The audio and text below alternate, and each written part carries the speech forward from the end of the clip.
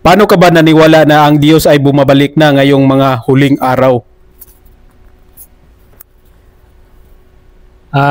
Naniwala ako dahil may history sa Yung nagbabarko ka pa. sa aking karanasan during na nagbabarko ako sa international. Ang biyahe namin sa China, sa Kinsu, katabi ng Hainan at Haiphong, Vietnam. May isang Chinese na lumapit sa akin at nakipag-uusap. Ngayon, habang nag-uusap kami, yung isang AB na nag-roving sa kuberta, sa loading at unloading, dumaan sa harapan namin. Nagtanong sa akin, nagsimpleng tanong kung sinong kausap ko. Hindi ko siya pinansin kasi kaharap ko pa yung Chinese na kasama na kausap ko. Hindi, habang matagal ang usapan namin, padaan-daan yung AB.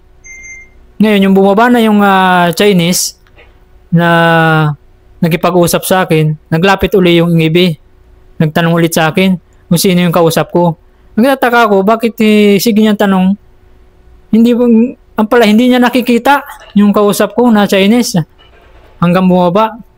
Hanggang tinuro ko dun sa baba, hindi pa rin niya nakita. Ngayon, yung Chinese na yun, may binigay sa akin mga apps na sa cellphone na sa AG, sa Play Store. Pinadownload sa akin yun. Pagdating ko sa kabina, dinilit ko. Inan-install ko ulit. Kasi di ko paano pinansin yung mga sinasabi niya eh. Kasi ang pakilala pati niya sa akin, siya ang makapangyarihan Diyos.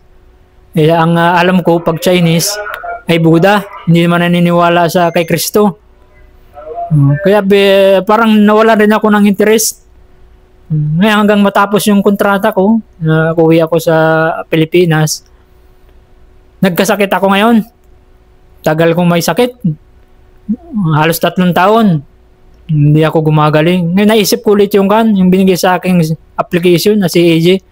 I-download ko ulit. Pinakinggan ko, andun pala yung mga salita ng Diyos ngayong mga huling araw. Andun yung mga kanyang pagpapahayag, paghatol, at pagkastigo sa tao gamit yung salita upang ang tao ay malinis, madalisay at maperpekto. Bali, ganun lang. Tapos nabalik na yung karamdaman mo yung Bali yung napaisip sa akin na ang pala, ang tao, gagaling pala dun sa kanyang mga halaman, mga galing sa yung mga herbal. Yung pala ang tunay na gamot ng tao.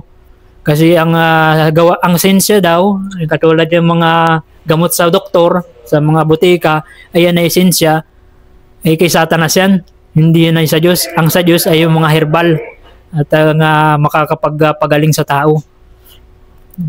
Ang karamihan nga ngayon, yung sa mga doktor ay hindi naman talaga healing, hindi nakakapagpagaling, hindi ay remedy lang o ano ito ay ulunas o control lang, hindi ka talaga magagaling sa inyong sakit.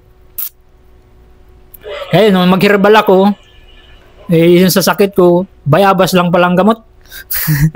Lagi lang nagbabalaga ng bayabas. Ayun, naka-recover. Hanggang ngayon, nakabalik ulit. Dito ulit sa barko na naman. Ganun ang kanyon. Kaya ngayon, isinishare ko din sa iba na kung mare ang mga tao ay bumagbalik loob na sa Diyos.